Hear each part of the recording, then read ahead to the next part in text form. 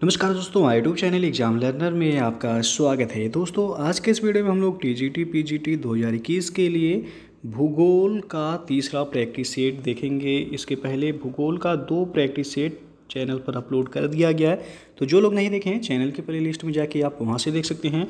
और इतिहास विषय का भी प्रैक्टिस सेट अपलोड किया गया है और नागरिक शास्त्र। तो जो लोग जो है इतिहास और नागरिक शास्त्र से टीजीटी या पीजीटी दे रहे हैं उनके लिए जो है ये सेट काफ़ी महत्वपूर्ण है। आप लोग चैनल के प्लेलिस्ट में जाके वहाँ से सभी वीडियो को देख सकते हैं। तो वीडियो को लाइक शेयर कर दीजिएगा। चैनल पर पहली बार आए हैं तो चैनल को सब्सक्राइब कर लीजिएगा, साथ में बेल आइकन को प्रेस जरूर कर लीजिएगा, जिससे आने वाले अगले वीडियो का नोटिफिकेशन आपको पहले मिलता रहे। और पीडीएफ इसका हमारे टेलीग्राम चैनल पर मिल जाएगा। नीचे डिस्क्रिप्शन में टेलीग्राम का लिंक दे दिया गया है, वहाँ से ज्वाइन करके आप पीडीएफ भी डाउनलोड कर सकते हैं। तो आइए शुरू करते हैं। पहला क्वेश्चन है, सार्क यानी कि south Asian association for regional cooperation का मुख्यालय कहाँ पर स्थित है? तो सार्क का फुल फॉर्म याद रखिएगा, दक्षिण एशियाई क्षेत्रीय सहयोग संगठन इसका फुल फॉर्म होता है, यानी कि south Asian association for regional cooperation. तो यहाँ पे डी विकल्प सही होगा। इसका मुख्यालय यानी कि हेडक्वार्टर नेपाल की राजधानी काठमांडू में है और इसकी स्थापना 8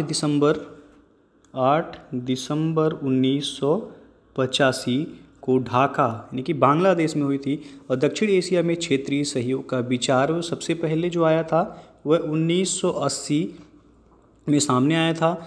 और तब इसके 7 संस्थापक देश थे। बांग्लादेश इसमें था, भूटान था, भारत, मालदीव, नेपाल, पाकिस्तान और श्रीलंका। और इनके जो सचिवों, विदेश सचिवों की पहली बैठक हुई थी वह 1981 में हुई। फिर जो है सार्क संगठन का मुख्यालय एवं सचिवालय वह आपको जो है पता है नेपाल की राजधानी काठमांडू में स्थित है। और 2007 में इसमें अफगानिस्तान को जो है इस संगठन में जोड़ा गया। पूछा जाता है अफगानिस्तान सार्क में कब जुड़ा, तो सन 2007 में। अब जो है वर्तमान में इसके सदस्य देशों की संख्या 8 हो गई है। नाम जरूर याद रखिएगा, हमेशा पूछा जाता है। बांग्लादेश है, इसमें भूटान है, भारत है, मालदीव है, नेपाल है, पाकिस्तान और श्रीलंका है। याद रखिएगा म्यांमार इसमें शामिल नहीं है। हमेशा पूछा जाता है कि देश दे देगा और दे देगा कौन इसमें सार्क में शामिल नहीं है, तो याद रखिएगा म्यांमार हमेशा पूछा जाता है, तो ये इसमें शामिल नहीं है। 8 देश इसमें सम्मिलित हैं। दूसरा क्वेश्चन है, निम्न में से किसने भारतीय वनों के वर्गीकरण की योजना प्रस्तुत की थी? तो यहाँ पे बी ऑप्शन सही हो जाएगा, एच.जी. चैंपियन ने। एच.जी. चैंपियन इनका पूरा नाम है हैरी जॉर्ज चैंपियन। इन्होंने भारतीय वनों के वर्गीकरण की योजना सबसे पहले 1936 में प्रस्तुत की थी। और यह वर्गीकरण पौधों की संरचना, आकृति और पादप स्वरूप पर आधारित होती है तथा वनों को 16 मुख्य वर्गों में विभाजित करके एवं 221 उपवर्गों में बांटा गया है। तो यहाँ पे जो है बी ऑप्शन आपका सही हो जाएगा कि वनों के वर्गीकरण की योजना किसने प्रस्तुत की थी? एच.जी. चैंपियन यानी कि हैरी जॉर्ज चैंपियन ने। तीसरा क्वेश्चन है, उत्तर प्रदेश में शीतकाल वर्षा का संबंध है? तो यह समशीतोष्ण चक्रवात से। सी विकल्प यहाँ पे सही हो जाएगा। शीतकाल में समुद्र तल में लगभग 8 किलोमीटर की ऊंचाई पर पश्चिमी जेट वायुधारा अधिक तीव्र गति से समशीतोष्ण कटिबंध के ऊपर चलती है। और यह जेट वायुधारा हिमालय की श्रेणियों द्वारा 2 भागों में विभाजित हो जाती है। यह शाखा उत्तरी पछुआ जेट स्ट्रीम तिब्बत पठार उत्तर में पश्चिम से पूर्व बहती है, जबकि दूसरी शाखा हिमालय के दक्षिण में पश्चिम से पूर्व प्रवाहित होने लगती है। तो यहाँ पे सी ऑप्शन आपका सही हो जाएगा। चौथा क्वेश्चन है, सिंधु जल संधि 1960 के विनियमन के अनुसार भारत सिंधु नदी का केवल कितना प्रतिशत पानी ही उपयोग कर सकता है? तो इसका सही आंसर हो जाएगा ऑप्शन बी, 20%। सिंधु जल संधि 1960 के विनियमन के अनुसार भारत सिंधु नदी का केवल 20% पानी ही उपयोग कर पाता है। और सिंधु नदी जल समझौता आपको पता होगा भारत और पाकिस्तान के बीच है ये। तो यदि पूछा जाए सिंधु नदी समझौता किनके किनके बीच है, तो भारत और पाकिस्तान के बीच ही है, 1960 में हुआ था। 5वां प्रश्न है, काराकोरम पर्वत का सबसे ऊंचा शिखर है? तो इसका सही आंसर हो जाएगा ऑप्शन डी K2। हिमालय पार सबसे महत्वपूर्ण क्षेत्र काराकोरम है, जिसे उच्च एशिया का मेरुदंड कहा जाता है। यह अफगानिस्तान एवं चीन के साथ भारत की अंतर्राष्ट्रीय सीमा बनाती है। इसमें कई उत्तुंग शिखर पाए जाते हैं। K2 या गाडविन ऑस्टिन ये काराकोरम पर्वत का सबसे ऊंचा शिखर है। इसकी ऊंचाई है 8,611 मीटर। तो K2 की यदि ऊंचाई पूछा जाए तो याद रखिएगा 8,611 मीटर। और माउंट एवरेस्ट की ऊंचाई जो हो गई है 8,848.86 मीटर। तो ये जरूर याद रखिएगा, 0.86 की इसमें वृद्धि हुई है। अब छठवां क्वेश्चन है, लूनी नदी कहाँ गिरती है? तो यहाँ पे आप देख सकते हैं कि डी विकल्प से होगा, यहाँ पे उपयुक्त में से कोई नहीं। लूनी नदी का स्रोत जो है वह अरावली श्रेणी है। कहाँ से निकलती है? तो ये अरावली श्रेणी से निकलती है, जिसकी कुल लंबाई है 495 किलोमीटर। और इसकी महत्वपूर्ण सहायक नदी जिसमें वंडी है, सुकरी तथा जवाई है। और यह नदी जाके कच्छ के खाड़ी में जो है विलुप्त हो जाती है। तो यहाँ पूछा गया लूनी नदी कहाँ गिरती है, तो डी विकल्प से वह उपयुक्त में से कहीं नहीं। यदि पूछा जाता लूनी नदी कहाँ जाके विलुप्त हो जाती है, तो कच्छ की खाड़ी में जाके यह विलुप्त हो जाती है, कच्छ की रन में जाके यह विलुप्त हो जाती है। लेकिन यहाँ डी ऑप्शन आपका सही हो जाएगा। सातवां प्रश्न है, बाबा बूदन पहाड़ियाँ निम्नलिखित राज्यों में से किस में स्थित हैं? तो यह है कर्नाटक में। बी विकल्प यहाँ पे सही हो जाएगा। बाबा बूदन की पहाड़ियाँ कर्नाटक राज्य में स्थित हैं, जो कि लौह अयस्क का प्रमुख उत्पादक क्षेत्र है यह। और कर्नाटक के अन्य जो लौह अयस्क उत्पादक क्षेत्र हैं उनमें पूछा जाता है कुद्रेमुख है, कुद्रेमुख हो गया, बेल्लारी हो गया, ये भी कर्नाटक में ही है, और हासपेट और चित्रदुर्ग, ये सभी जो है लौह अयस्क के लिए प्रसिद्ध हैं, जो कि कर्नाटक में ही आते हैं। अगला क्वेश्चन है, हिमालय के निम्नलिखित भागों में से कौन पूर्व से पश्चिम दिशा में सबसे ज़्यादा लंबा है? तो वह है नेपाल।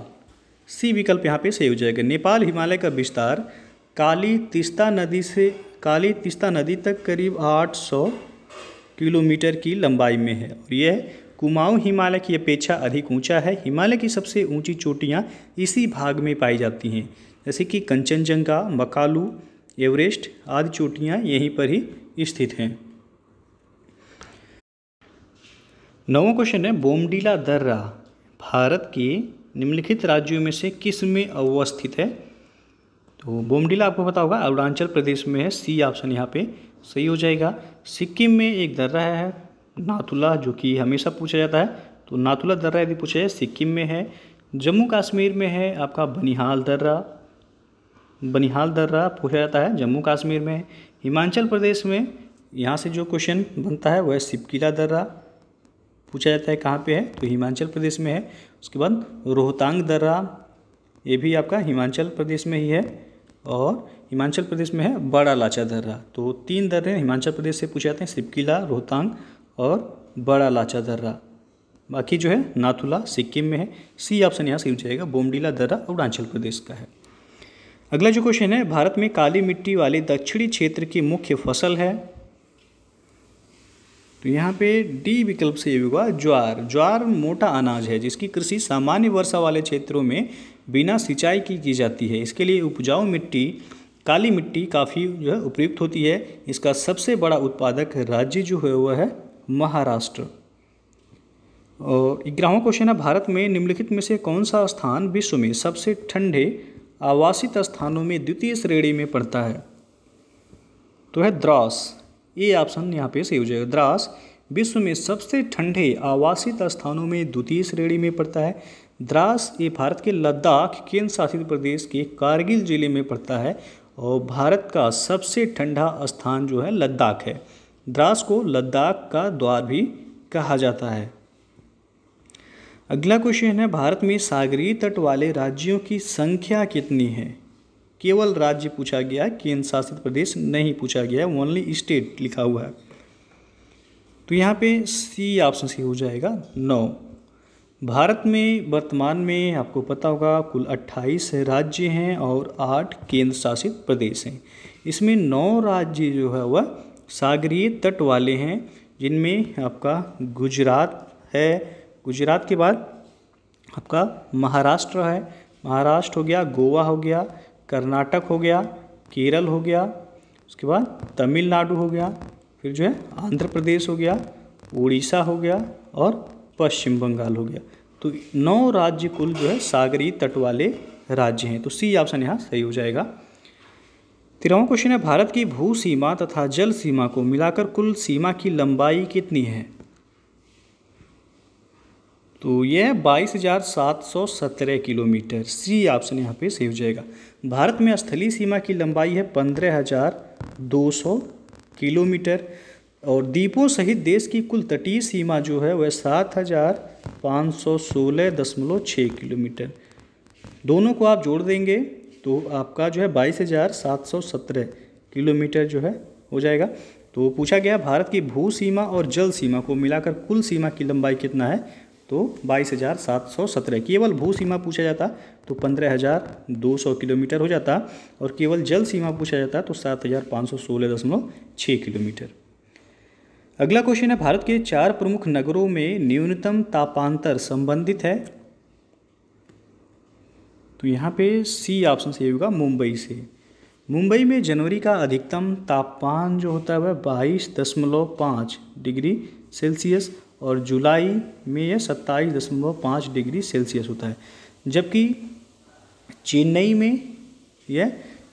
में आपका यह जनवरी का अधिकतम तापमान जो होता है वह 22.5 डिग्री सेल्सियस तथा जुलाई में यह 30 डिग्री सेल्सियस होता है। हैदराबाद भारत के दक्षिणी पठार पर अवस्थित है और पठार के भीतरी क्षेत्र में स्थित होने के कारण इस पर भी महाद्वीपीयता का प्रभाव पड़ता है, जिससे यहाँ भी मुंबई की अपेक्षा तापांतर उच्च ही रहता है। तो यहाँ पे जो है आपका सी विकल्प सही हो जाएगा। 15वां क्वेश्चन है, यदि भारत अपनी वर्तमान स्थिति में 200 किलोमीटर दक्षिण स्थित होता तो निम्नलिखित में से कौन इसका मुख्य लक्षण होता है? तो उष्णकटिबंधीय सदाबहार वन, बी ऑप्शन सही हो जाएगा।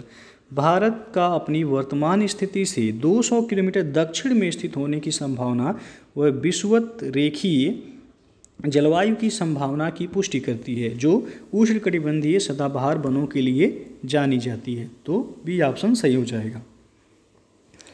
16वां क्वेश्चन है, निम्नलिखित में लक्षद्वीप की राजधानी कौन सी है? तो लक्षद्वीप की राजधानी है कावारत्ती। आपको पता होगा, बी ऑप्शन यहाँ पे सही हो जाएगा।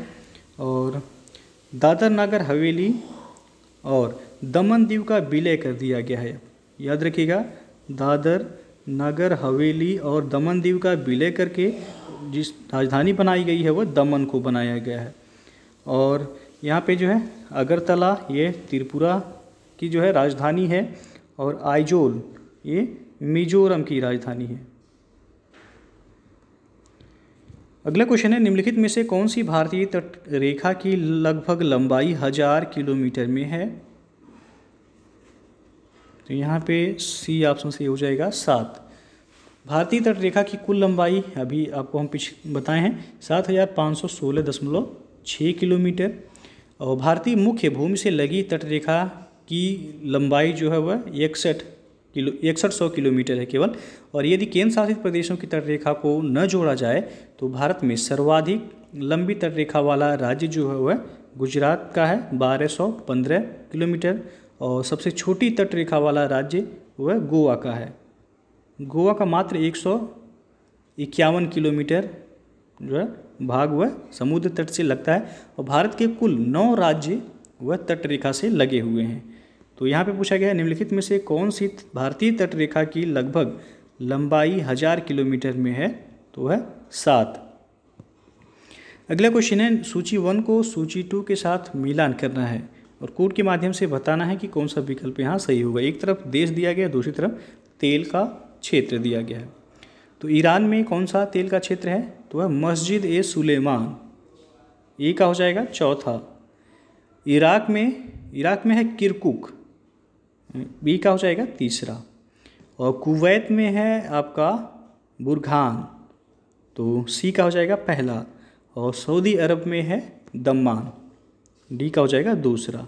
4 3 1 2, तो आप देख सकते हैं यहाँ पे ए ऑप्शन सही हो जाएगा। 4 3 1 2 सही है। 19वां क्वेश्चन है, यहाँ भी सूची 1 को सूची 2 के साथ मिलान करना है। तो एक तरफ जो है नदी दिया गया, दूसरी तरफ उन पे बनाए गए बांध दिए गए हैं। तो सबसे पहला दिया गया कोलोराडो। तो कोलोराडो नदी पर कौन सा बांध बनाया गया है? तो वह हूवर बांध। तो ए का हो जाएगा चौथा, यानी कि पहले का डी हो जाएगा।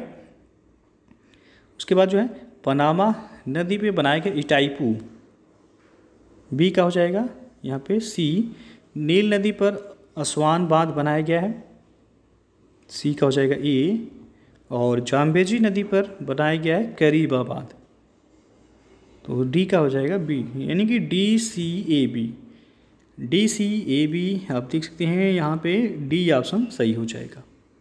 तो यहाँ से भी हमेशा प्रश्न बनते हैं, याद रखिएगा। एक तरफ नदी दे देगा, दूसरी तरफ उन पे निर्मित बांध, तो आपको मिलान करना होगा। अगला क्वेश्चन है, सामूहिक कृषि की अवधारणा का प्रादुर्भाव हुआ? तो यह हुआ था बोल्शेविक क्रांति के बाद, ये ऑप्शन यहाँ पे सही हो जाएगा। सामूहिक कृषि या सहकारी कृषि, इसे कोल खोज भी कहा जाता है, कोल खोज भी इसे कहा जाता है। इस प्रकार के कृषि संगठन की शुरुआत भूतपूर्व सोवियत संघ में बोल्शेविक क्रांति के बाद की गई थी। इसमें कृषि के बड़े बड़े भूखंड होते हैं जिसका प्रबंधन सहकारी संस्था द्वारा किया जाता है। 21वां क्वेश्चन है, अरेबिका और रोबेस्टा किसकी किस्में हैं? तो ये कॉफ़ी की किस्में हैं, ये ऑप्शन सही हो जाएगा। और अरेबिका कहवा की कृषि मुख्य रूप से लैटिन अमेरिका में की जाती है और यह अच्छी क्वालिटी का होता है और यह विश्व व्यापार, इसका अधिकांशतः जो है इसी कहवा का होता है, अरेबिका का ही। और रोबस्टा कहवा ये रोग प्रतिरोधी होता है परंतु यह निम्न क्वालिटी का होता है। इसकी कृषि मुख्य रूप से अफ्रीकी देशों में की जाती है। अगला जो क्वेश्चन है, ताजे पानी में मत्स्य उत्पादन मुख्यतः किस में होता है? तो यहाँ पे आपका डी विकल्प से हो जाएगा, झील में। ताजे पानी में मत्स्य उत्पादन मुख्यतः झील में होता है और ताजे जल की मछलियाँ नदियों, झीलों, तालाबों एवं जलाशयों से प्राप्त की जाती हैं और खारे जल की मछलियाँ वह समुद्रों एवं सागरों से प्राप्त की जाती हैं। 23वां क्वेश्चन है, किसी भी विकसित अर्थव्यवस्था में सबसे अधिक रोजगार किस क्षेत्र में होते हैं? तो तृतीयक क्षेत्र में होते हैं, ये ऑप्शन सही हो जाएगा। तृतीयक क्षेत्र के अंतर्गत आपका यातायात सेवाएं आ जाएगा, बैंकिंग, व्यापार की सेवा आ जाएगा, वाणिज्य, संचार, ये सभी जो है तृतीयक श्रेणी में आते हैं आपका। तो किसी भी जो है विकसित अर्थव्यवस्था में सबसे अधिक रोजगार वह तृतीयक क्षेत्र में होते हैं, तो ये ऑप्शन सही हो जाएगा यहाँ।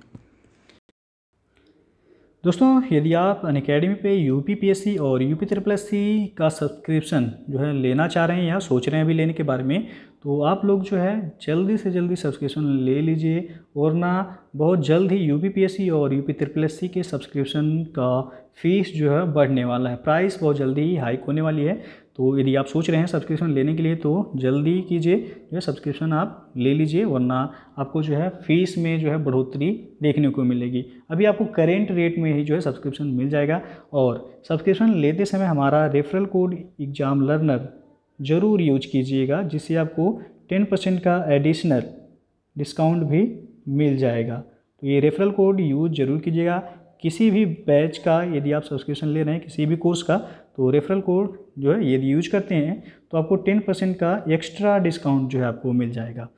तो सब्सक्रिप्शन यदि लेने के बारे में सोच रहे हैं तो आप लोग जल्दी से जल्दी जो है ले सकते हैं और अपनी तैयारी जो है शुरू कर सकते हैं। 24वां क्वेश्चन है, ब्लू नील नदी और वाइट नील नदी किस शहर में आकर के मिलती हैं ये दोनों? तो यहाँ पे ए विकल्प से होगा, खार्तूम। खार्तूम जो है ये आपका सूडान में पड़ता है, सूडान का एक शहर है खार्तूम। तो आपको बता दें कि जो है श्वेत नील नदी यानी कि वाइट नील नदी, जैसे कि ये मान लीजिए वाइट नील नदी हो गया और ये निकलता है विक्टोरिया झील से। इसका उद्गम कहाँ है? तो विक्टोरिया झील से वाइट यानी कि सफ़ेद नील नदी का उद्गम होता है। और जो ब्लू नील नदी है इसका उद्गम होता है ताना झील से। समझिएगा, ताना झील से जो है इसका उद्गम होता है। और ताना झील कहाँ है? तो ये इथियोपिया में है, इथियोपिया में है ताना झील। तो ये दोनों का उद्गम जो है होता है और ये आकर के मिलते हैं यहाँ खार्तूम, एक शहर है सूडान का। तो यहाँ से आकर के जो मिलते हैं, इसके बाद जो नदी जो है दोनों के बाद जब यहाँ मिलने के बाद नदी आगे बढ़ती है तब ये नील नदी के नाम से जानी जाती है। और इसी नील नदी पर जो है मिस्र ने बनाया है आसवान बांध। आसवान बांध पूछा जाता है किस नदी पर बना है, तो नील नदी पर बनाया गया। दोनों याद रखिएगा, सफ़ेद नील है वह विक्टोरिया झील से निकलती है और नीली नील नदी ये ताना झील से इसका उद्गम होता है। तो यहाँ पूछा है दोनों किस शहर में मिलती हैं, तो खार्तूम जो कि सूडान में है। अगला जो क्वेश्चन है, निम्नलिखित देशों में किसकी तटरेखा सबसे लंबी है, तो यहाँ पे ए ऑप्शन से हो जाएगा इंडोनेशिया। इंडोनेशिया की तटरेखा की लंबाई देखा जाए तो 54,720 किलोमीटर है। यहीं रूस की तटरेखा की लंबाई केवल 37,653 किलोमीटर ही है। जापान की तटरेखा की लंबाई है 29,751 किलोमीटर और फिलीपींस की तटरेखा की लंबाई देखा जाए तो 36,289 किलोमीटर है। तो सर्वाधिक पूछा गया है इंडोनेशिया हो जाएगा, ए ऑप्शन सही हो जाएगा। 26वां क्वेश्चन है, एशियाई टुंड्रा के निवासी समूहों को कहते हैं, तो वह कहलाता है सेमायड।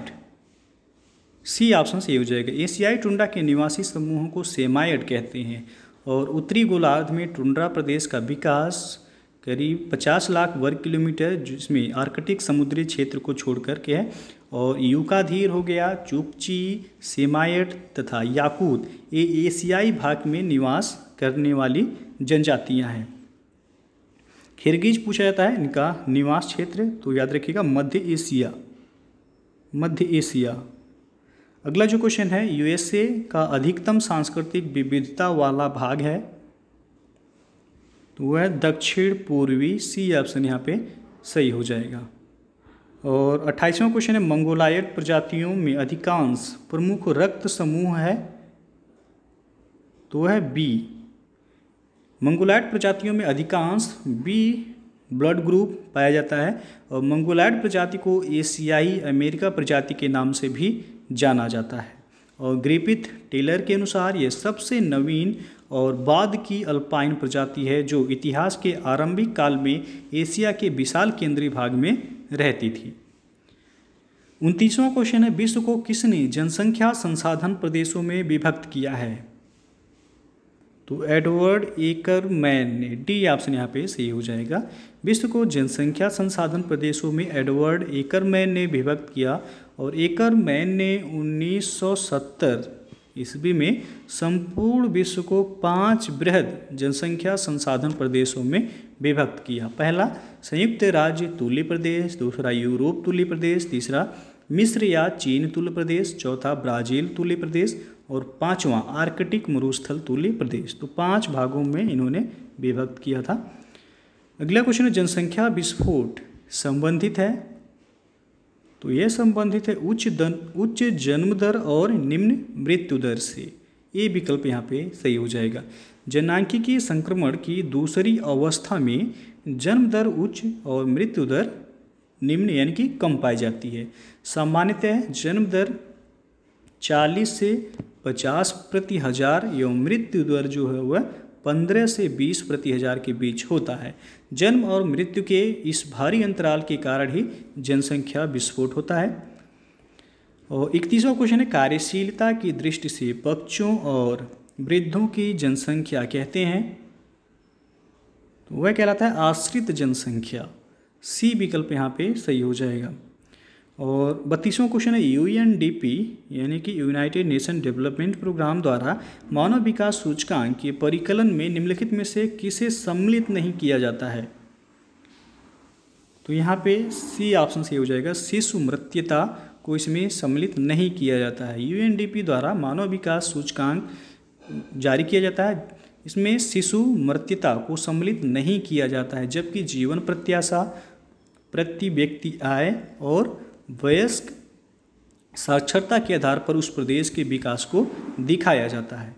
तो यहाँ से जो है एक क्वेश्चन पूछा जाता है, मानव विकास सूचकांक किस संस्था के द्वारा जारी किया जाता है, तो UNDP के द्वारा जारी किया जाता है।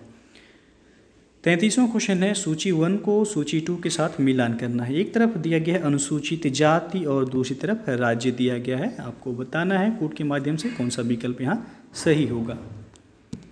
तो सबसे पहला है मजहबी अनुसूचित जाति किस राज्य में पाए जाते हैं, तो ये पंजाब में पाए जाते हैं। ये का हो जाएगा तीसरा। राजवंशी ये पश्चिम बंगाल में पाए जाते हैं, बी का हो जाएगा चौथा। और मडिगा आंध्र प्रदेश में पाए जाते हैं, सी का हो जाएगा पहला। और महार अनुसूचित जाति ये आपका महाराष्ट्र में पाए जाते हैं, तो डी का हो जाएगा दूसरा। 3 4 1 2, तो 3 4 1 2 आप देख सकते हैं कि डी ऑप्शन यहाँ पे सही हो जाएगा। अगला क्वेश्चन है निम्नलिखित में से किस प्रकाशन के बाद राजनीतिक भूगोल के क्षेत्र में लेवेंस राम की अवधारणा यानी कि संकल्पना लोकप्रिय हुई, तो बी ऑप्शन से हो जाएगा पॉलिटिकल जियोग्राफी। मानव भूगोल के जनक रेटजेल महोदय ने सर्वप्रथम लेवेंस राम की अवधारणा का प्रतिपादन अपनी राजनीतिक भूगोल की पुस्तक पॉलिटिकल जियोग्राफी में किया। रेटजेल महोदय राज्य को एक जैविक इकाई मानते थे और रेटजेल को राजनीतिक भूगोल का जनक भी कहा जाता है। तो यदि क्वेश्चन पूछा जाए राजनीतिक भूगोल का जनक किसे कहा जाता है, तो रेटजेल को कहा जाता है। अगला क्वेश्चन है निम्नलिखित कालावधि में किसे मात्रात्मक क्रांति के तथाकथित उत्कर्ष काल के रूप में जाना जाता है, तो यह 1957 से लेकर के 1960 को मात्रात्मक क्रांति के तथाकथित यानी कि उत्कर्ष काल के रूप में 1957 से 1960 को जाना जाता है।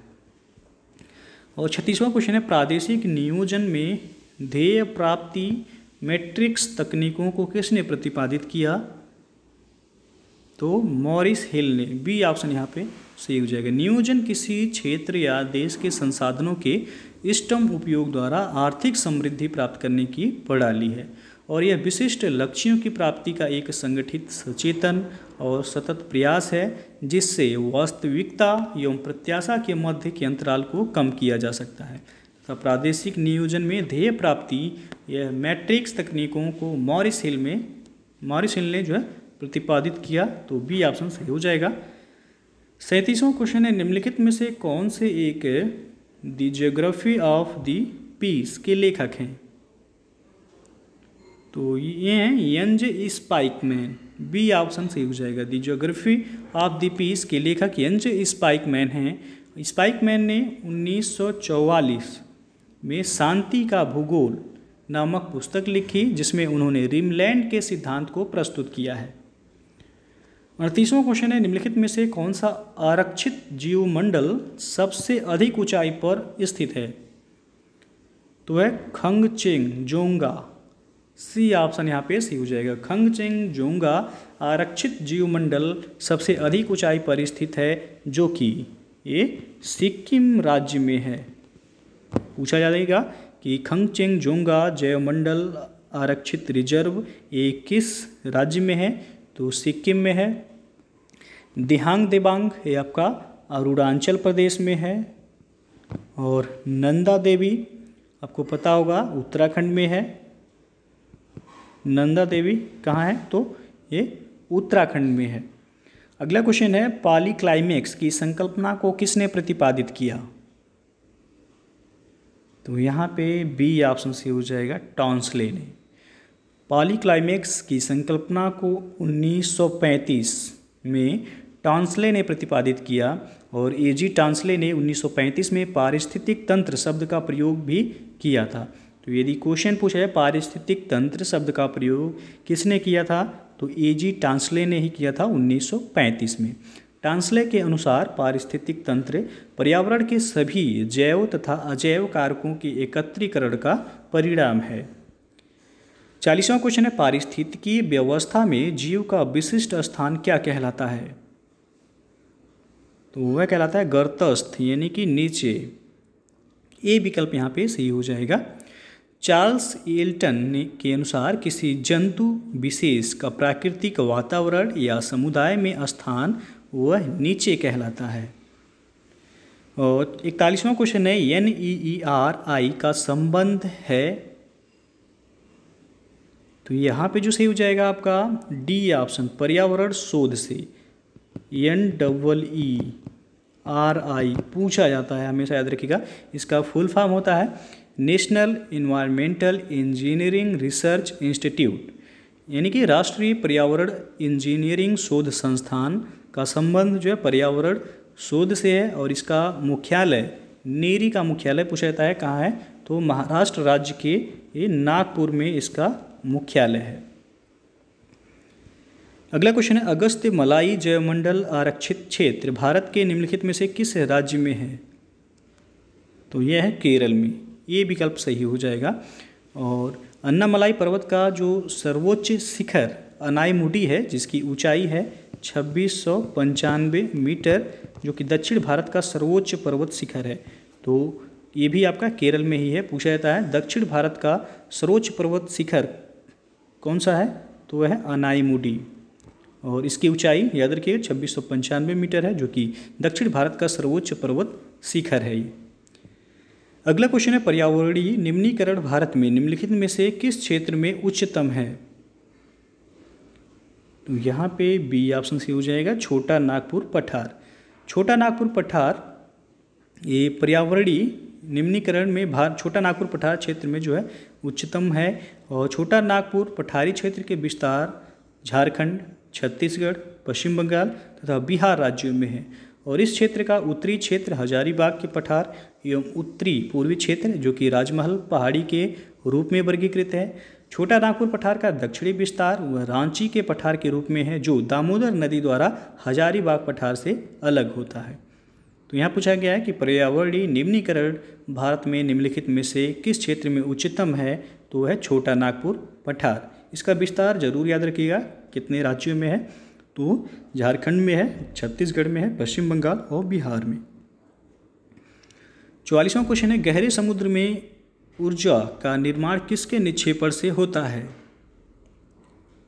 तो यह होता है जैविक पदार्थों के निक्षेपण से। डी ऑप्शन यहाँ पे सही हो जाएगा।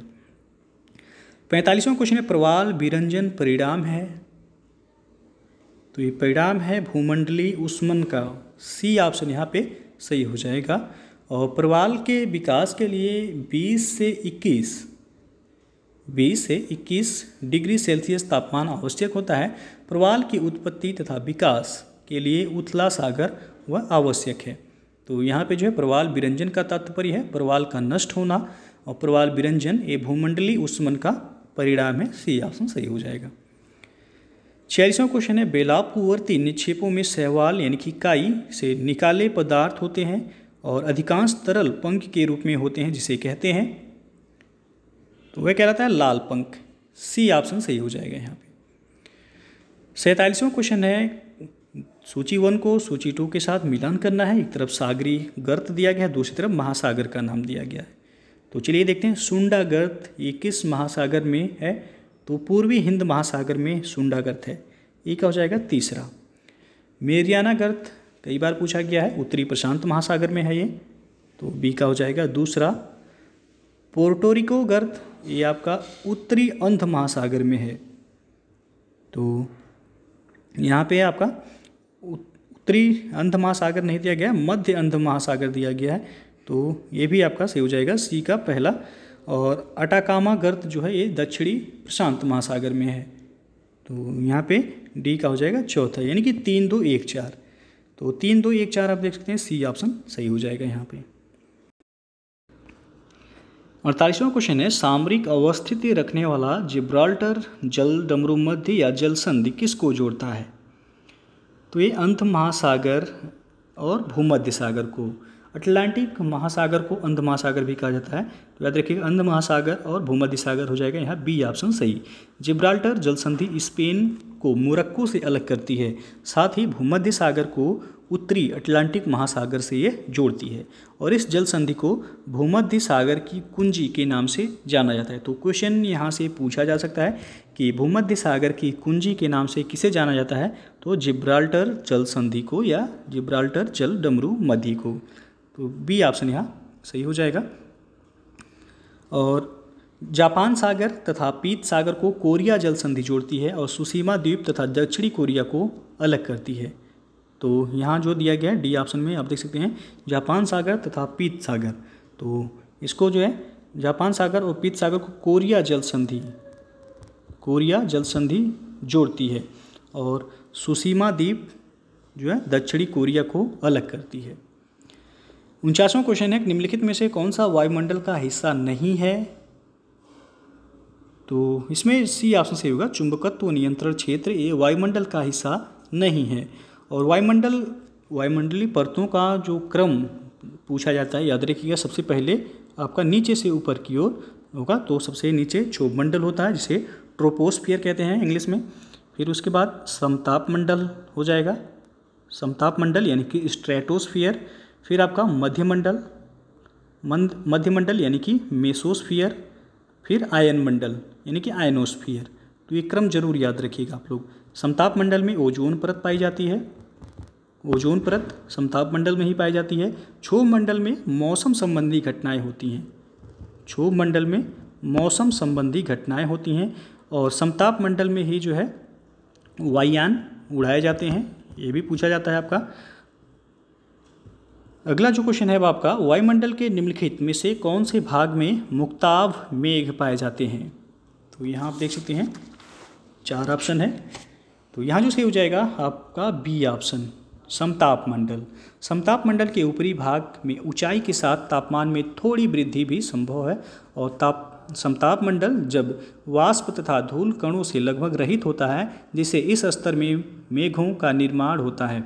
इन्हीं से कभी कभी कुछ विशेष प्रकार के मेघों की उत्पत्ति हो जाती है जिन्हें मुक्ताभ मेघ कहा जाता है। तो बी ऑप्शन आपका यहाँ सही हो जाएगा। क्षोभ मंडल में आपको बताया है कि मौसम संबंधी घटनाएं होती हैं और आयन मंडल में जो आपका सैटेलाइट वगैरह होते हैं वो सब पाए जाते हैं। अगला जो क्वेश्चन है निम्न में से कौन सी ग्रीन हाउस गैस नहीं है? तो यहाँ पे डी ऑप्शन सही हो जाएगा, argon. Argon greenhouse gas नहीं है और बाकी सभी जो है ये ग्रीन हाउस गैसें हैं। कार्बन डाइऑक्साइड हो गया, मीथेन हो गया और नाइट्रस ऑक्साइड हो गया। अगला क्वेश्चन है वायुदाब का एकाएक कम हो जाना किस प्रकार के मौसम का सूचक होता है? तो यहाँ पे सी विकल्प से होगा, तूफानी मौसम का। वायुदाब एकाएक कम हो जाना तूफानी मौसम का सूचक होता है और वायुदाब कम होने पर बैरोमीटर का पारा अचानक नीचे गिर जाता है। इससे यह स्पष्ट हो जाता है कि उस क्षेत्र में वायुदाब कम तथा शेष समीपवर्ती क्षेत्रों में वायुदाब उच्च है। चक्रवात के लिए इसी प्रकार की स्थिति अपेक्षित होती है जिससे तूफानी मौसम ज्ञात हो जाता है। तो यदि पूछा जाए कि वायुदाब किससे मापा जाता है, तो बैरोमीटर से वायुदाब मापा जाता है और एकाएक कम हो जाना वायुदाब का जो है ये तूफानी मौसम का सूचक है। अगला क्वेश्चन है वायुमंडल की कौन सी परत को आयन मंडल भी कहते हैं? तो यहाँ पे आपका डी ऑप्शन सही हो जाएगा, थर्मोस्फीयर, यानी कि तापमंडल को आयन मंडल भी कहा जाता है आपका। तो क्रम जो है अभी इसके पहले हम आपको बताएं, क्षोभ मंडल सबसे निचला क्रम है, समताप मंडल, फिर आपका मध्य मंडल, फिर तापमंडल या आयन मंडल। अगला जो क्वेश्चन है पृथ्वी विद्युत चुंबकीय लघु तरंगों के माध्यम से ऊर्जा यानी कि सूर्यातप प्राप्त करती है जिसका विकिरण होता है, तो फोटोस्फीयर से होता है। ये ऑप्शन यहाँ सही हो जाएगा। अगला क्वेश्चन है शुष्क रुद्धोष्म ताप ह्रास दर है, वह है 10 डिग्री सेंटीग्रेड प्रति 1000 मीटर। सी विकल्प यहाँ पे सही हो जाएगा। और अगला जो क्वेश्चन है सूची 1 को सूची 2 के साथ मिलान करना है और कोड के माध्यम से बताना है कौन सा ऑप्शन सही होगा। तो एक तरफ स्थलाकृति दी गई है, दूसरी तरफ एजेंट दिया गया है। तो सबसे पहला है तीक्ष्ण कटक यानी कि अरेत, तो इसका संबंध हो जाएगा हिमानी से, ए का दूसरा। फिर है पोलजे, पोलजे का संबंध हो जाएगा भौम जल से, बी का तीसरा। फिर है यारडंग, यारडंग का संबंध होगा पवन से, सी का चौथा। और गार्ज का संबंध हो जाएगा बहता हुआ जल, डी का पहला। यानी कि 2 3 4 1, 2 3 4 1 आप देख सकते हैं कि पहला ही विकल्प सही हो जाएगा यहाँ।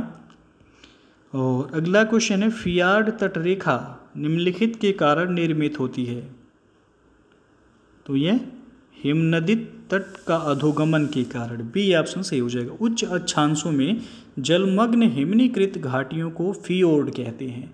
फियोर्ड एक प्रकार का तट होता है जिसका विकास यद्यपि दोनों गोलार्धों में होता है, परंतु यह प्रमुख रूप से New Zealand, Chile, Alaska, British Columbia, Norway में इसकी अधिकता है।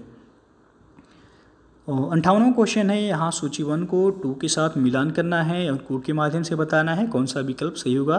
तो एक तरफ स्थल रूप दिया गया, दूसरी तरफ है प्रक्रम उसका। तो ड्रमलिन का संबंध हो जाएगा हिमानी से, ए का चौथा। फिर है अंधी घाटी, इसका संबंध हो जाएगा कास्ट से, तो बी का हो जाएगा पहला। यारडंग अभी बताए हैं, पवन से हो जाएगा इसका संबंध, सी का दूसरा। और गोखुर झील का संबंध हो जाएगा नदी से, तो डी का हो जाएगा तीसरा। 4 1 2 3 4 1 2 3 बी ऑप्शन यहाँ सही हो जाएगा। 59वां क्वेश्चन है, निम्नलिखित में से किसने उच्चावच के प्रदर्शन हेतु ब्लॉक डायग्राम की तकनीक का प्रतिपादन किया था। तो सी ऑप्शन सही होगा, WM डेविस ने अपने भौगोलिक चक्र में बताया कि जब समस्त स्थलखंड निम्न उच्चावच वाला होता है जिस पर नदियाँ मियांडर बनाती हैं और मियांडर बनाती हुई ये विस्तृत बाढ़ के मैदानों का निर्माण करती हैं, इस समतल मैदान को डेविस ने पेनी प्लेन का नाम दिया है।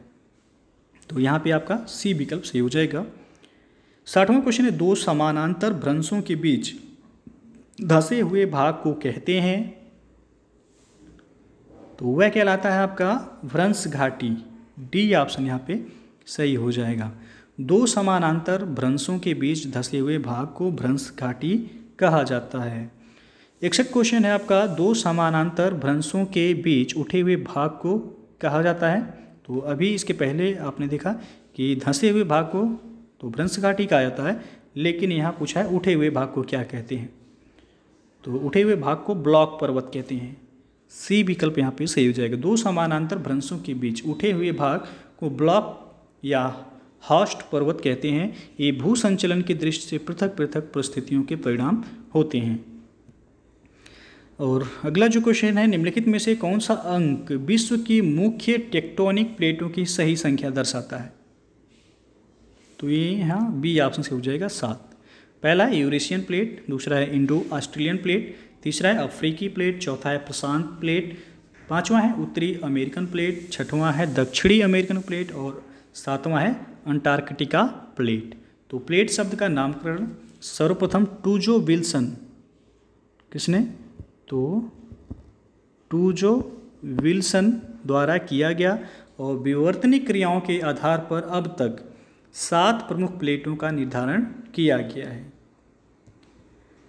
और अंतिम क्वेश्चन है, महाद्वीपीय उद्भव के अवसाद कहलाते हैं। तो यह कहलाता है भूजात। बी ऑप्शन से हो जाएगा। महाद्वीपीय उद्भव के अवसाद भूजात अवसाद कहलाते हैं। और स्थलीय निक्षेप जो है बजरी, रेत, सिल्ट, मृत्तिका तथा पंख के रूप में पाए जाते हैं। और पंख को नीली पंख, लाल पंख तथा हरा पंख में विभाजित किया गया है। तो यहाँ पे जो है बी विकल्प से हो जाएगा कि महाद्वीपीय उद्भव के अवसाद को कहते हैं तो भूजात यह कहलाता है। तो दोस्तों ये था आपका भूगोल का तीसरा प्रैक्टिस सेट जो कि टीजीटी और पीजीटी दोनों के लिए ही काफ़ी महत्वपूर्ण है। तो वीडियो यदि पसंद आया हो तो लाइक शेयर कर दीजिएगा। चैनल को सब्सक्राइब नहीं किए हैं तो चैनल को सब्सक्राइब कर लीजिएगा। बेल आइकन को प्रेस जरूर कर लीजिएगा जिससे आने वाले अगले वीडियो का नोटिफिकेशन आपको पहले मिलता रहे। तो वीडियो को पूरा देखने के लिए बहुत बहुत धन्यवाद।